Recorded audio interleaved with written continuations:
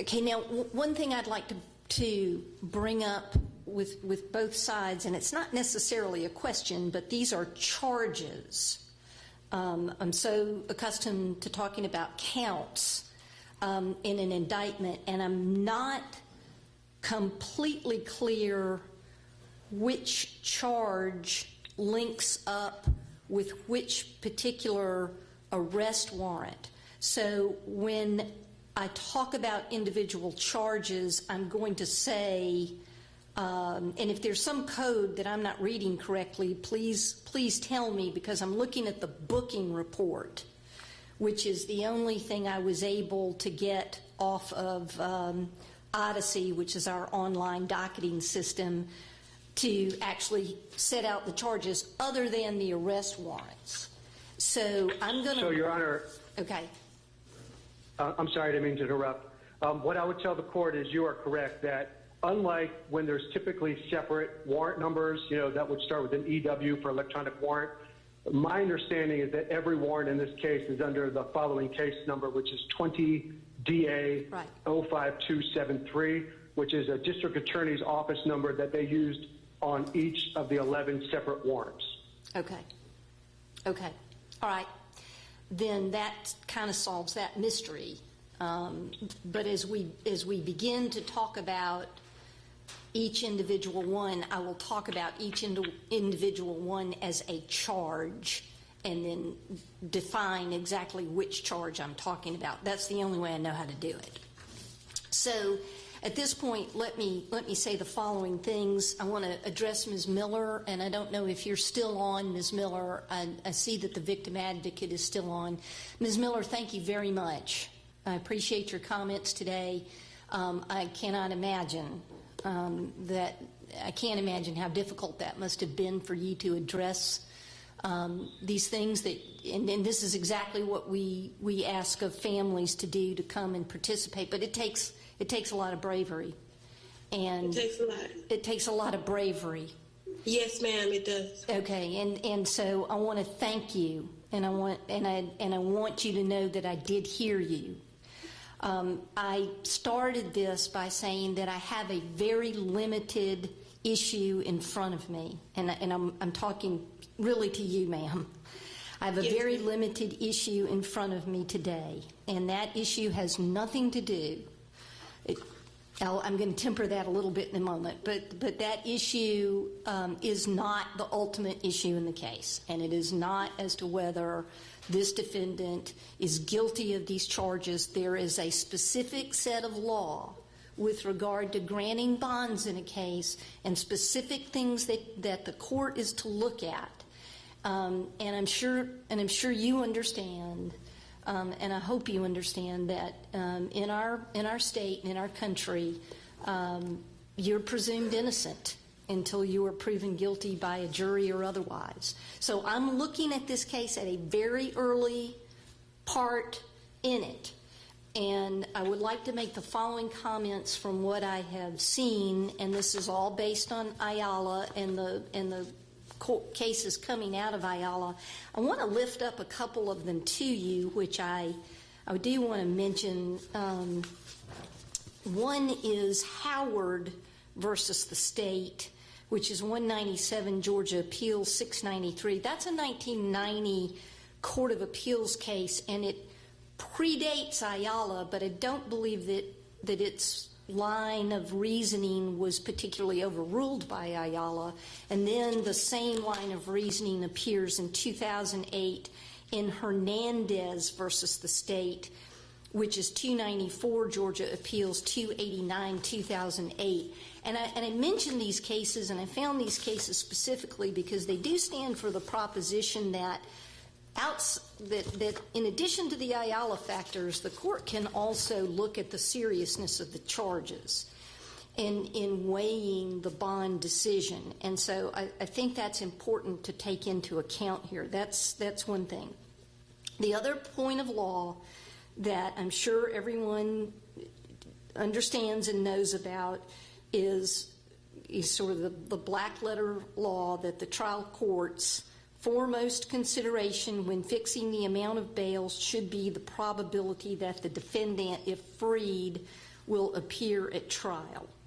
And with regard to his being a flight risk, the flip side of that being his ties to the community, the court finds that those ties to the community have been demonstrated to the court's satisfaction with regard to being not a flight risk. I do want to note that there was a period of time, specifically from June 13th until he turned himself in, when he certainly understood what the situation was. He was given time, which I'm not criticizing, but he was given time to turn himself in, and I do think that it is reasonable to assume that a good time to have thought about fleeing would have been those early moments. I think given his employment history, and I will comment on this, and that is that the state criticized the defense presentation to the extent that there weren't specific, he lived at this address, he went to this high school. I don't know. I have looked through the letters, and many of them are from fellow officers, but there's one from a parent of a friend of his growing up. There's one from a family friend of 18 years. I wonder whether some of that lack of detail had to do with safety. I do find that there's sufficient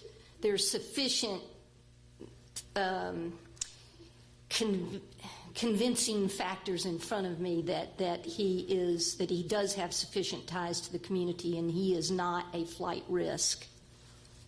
I do not believe that he is a danger to the community in the sense that Ayala sets that forth. I do not think that he is a danger of posing any significant risk of committing an additional felony pending trial. I do not believe that he poses a significant risk of intimidating witnesses, but I will talk about that. And I am, therefore, going to grant a bond. Now, I first want to go over the conditions, because the conditions are going to be very specific and they are going to be tailored to this situation. Number one, he will have an ankle monitor. Mr. Rolfe is going to have an ankle monitor at his expense. He will be fitted for that prior to his release. He will be subject to being monitored at all times. He will have the curfew. I think the curfew is reasonable, that's suggested by the state, from 6 p.m. to 6 a.m. And the exceptions that the court would approve would be work, legal, or medical. I think that we have all learned to live in terms of worship and other issues. I think we've learned to live remotely, and that can be accomplished that way. I am going to ask him to, if he has a passport, to surrender his passport. He will not be allowed to possess, own, carry any firearms. That would include rifles, as mentioned by the state. I kind of join Mr. Pines. I'm not 100% sure what knives mean, but if the use of a knife is an offensive weapon, he's not going to be doing that. But he will not possess, own, or transport or carry any firearms, weapons, guns, or rifles. Okay. He will not have any contact with other. I think the way that it was put was certainly no communication with the family members. There are, I would like to remind everybody, there are 4 victims, alleged victims in this case, correct? So there's Mr. Brooks, and then there are the 3 people who were in the SUV because they have the aggravated assault charges, correct? That's correct. Okay. That's correct. Thank you, Ms. Griffin. So that's all, that is the Brooks family and the 3 other witnesses. So he will not have any contact of any kind with any witnesses or victims, alleged victims in the case. And I think that we all understand if we need to put it in specifically, but that does not prevent his legal team from investigating the case. But he is not to have any contact of any kind. Let me see where I am here. He will not have any contact with other police officers. I think that's entirely reasonable. Certainly, if a situation arises which is an emergency, I think that we can all understand the rule of reason, but he will not have any contact with any other officers.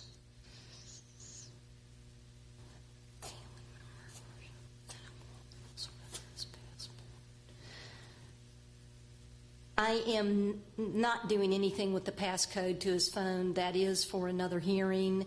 I will say, and anyone can correct me, and please correct me on the record if I'm wrong, but I believe that there is an obligation not to destroy, alter, or spoil in any way any evidence. Is that correct? That's correct, Your Honor, and we, of course, will not spoil evidence. Ms. Griffin, you agree with that? Because he's not, I agree that he is not going to do anything to that cell phone. So if we need to put that in there. That is the requirement, that they not destroy or spoil any evidence. They have the search warrant. We have, even if they can destroy the evidence remotely, the warrant has been served for the contents of that phone. Okay. So I think we're saying the same things, that we are now under the obligation on both sides that no evidence be tampered with in any way, correct? That is correct. Can I get everybody saying correct?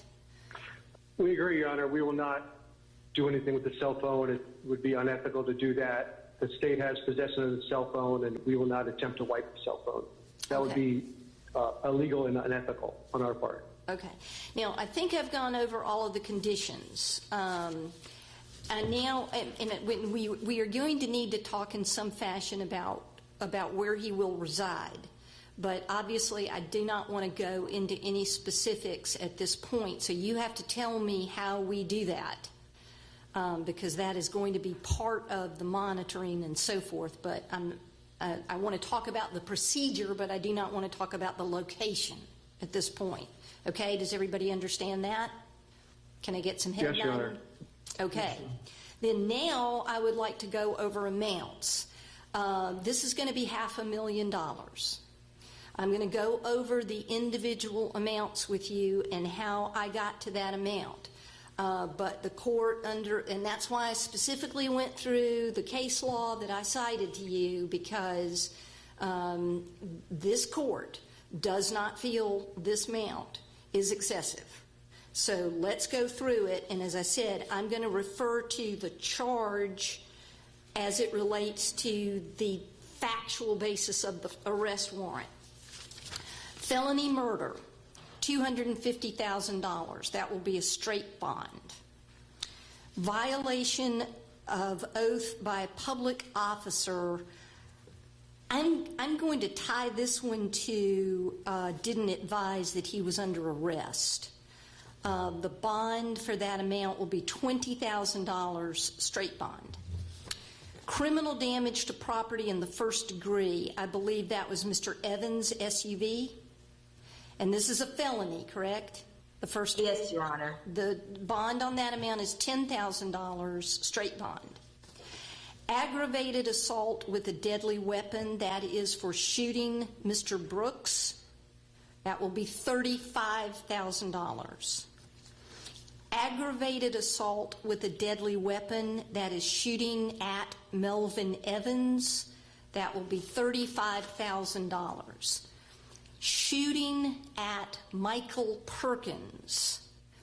So that's aggravated assault with a deadly weapon, and the factual basis for that one, I believe, is shooting at Michael Perkins. That will be $35,000.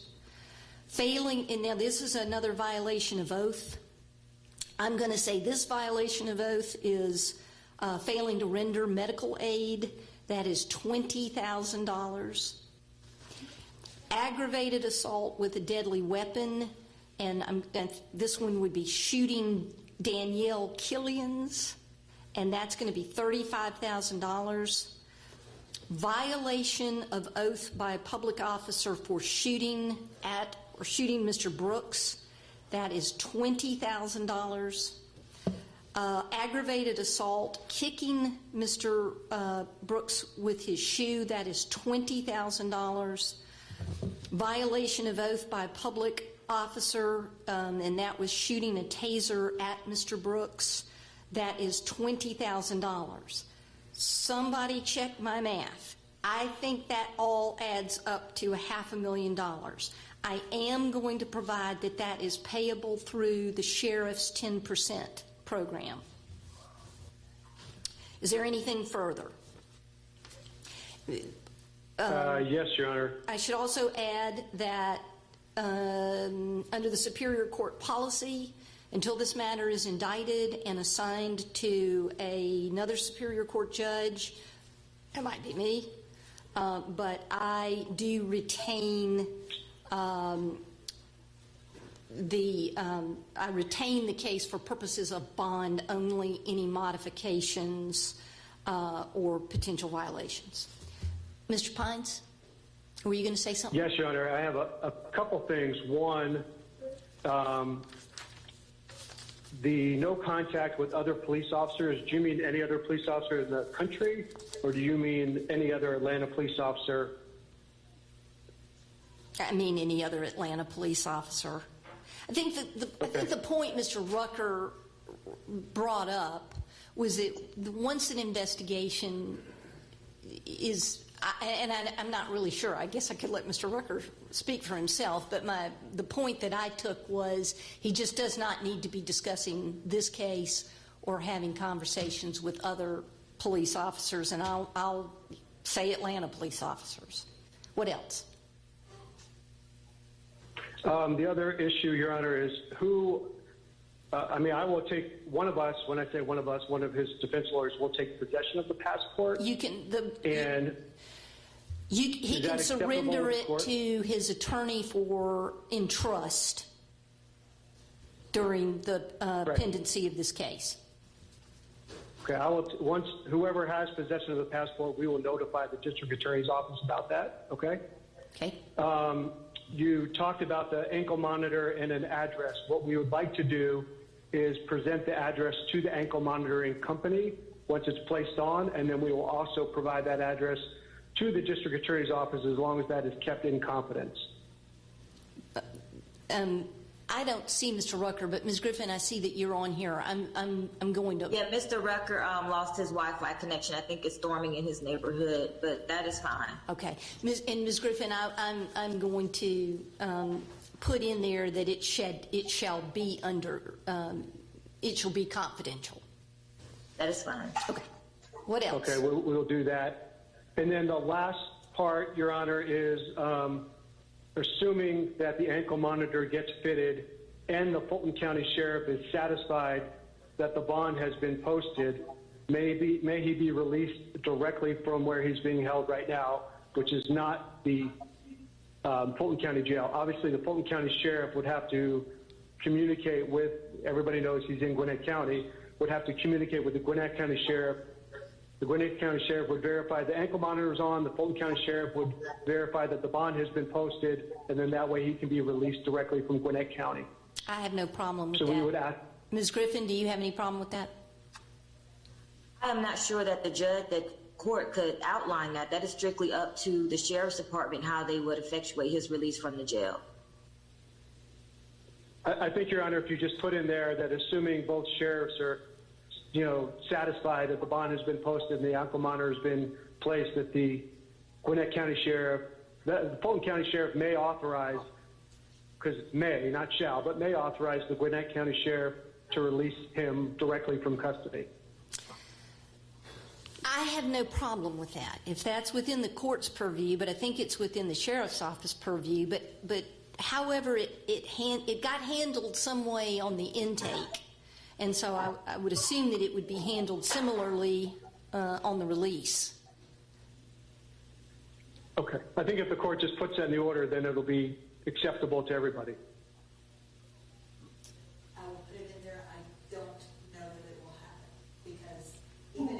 Understood. Okay. I understand. Anything else? I believe that's all I have, Your Honor. Thank you so much for your time. We really appreciate it. Okay. I appreciate Nothing everyone's. from the state, Your Honor. I appreciate everyone's. I appreciate everyone's appearance today. Thank you very much. We're concluded.